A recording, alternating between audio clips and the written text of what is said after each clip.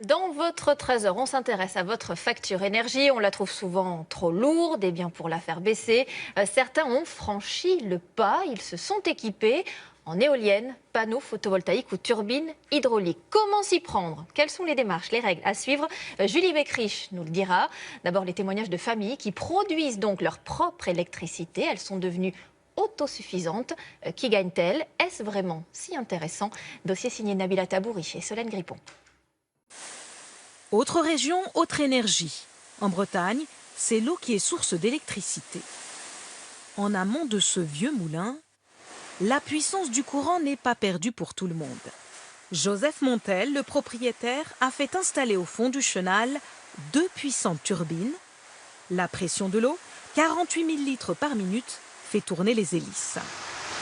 Vous voyez qu'il y a 2 câbles bleus qui sortent de chaque turbine. Ce sont les câbles qui transportent l'énergie électrique produite. Coût d'un tel système, 80 000 €. L'énergie produite permettrait d'alimenter l'équivalent d'un immeuble de 35 appartements. Joseph Montel, lui, n'en utilise qu'une infime partie. Le surplus donc, est revendu, pour l'instant on le revend à EDF, qui lui donc, achète le courant, le transporte et le redistribue chez les voisins. Cette revente lui rapporte 25 000 € par an, de quoi amortir le coût de ses turbines, avec le sentiment de faire un geste pour la planète.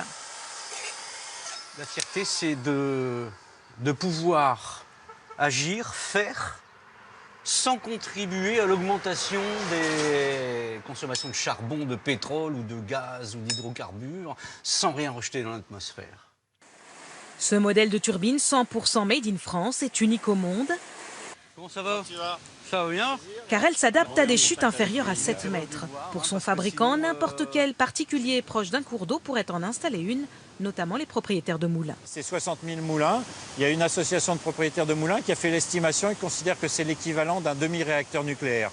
Donc c'est énorme en termes de potentiel. Ça, c'est juste les moulins. Après, si on équipe les écluses, si on équipe l'industrie, les stations d'eau potable, les stations d'eau usée, il y a encore un potentiel qui est énorme et qui n'est pas exploité aujourd'hui. Durée de vie d'une turbine, 40 ans minimum. Une énergie propre et durable, c'est ce que Joseph Montel veut transmettre à ses enfants, en plus de son moulin.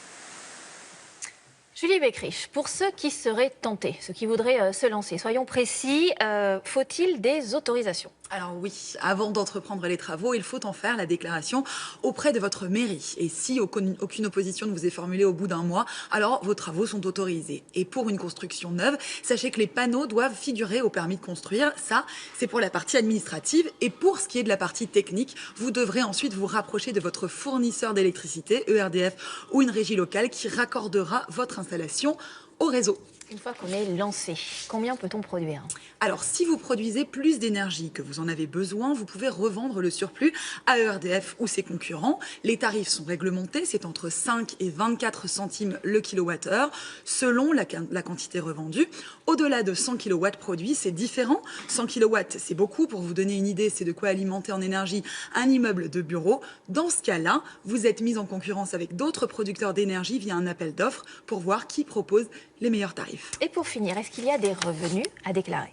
Alors, pour ce que vous autoconsommez, pas de déclaration de revenus, puisqu'il ne s'agit pas de revenus, mais d'économies sur la facture. En revanche, pour le surplus que vous revendez, il faudra, oui, les déclarer. Merci beaucoup, Julie Beckrich.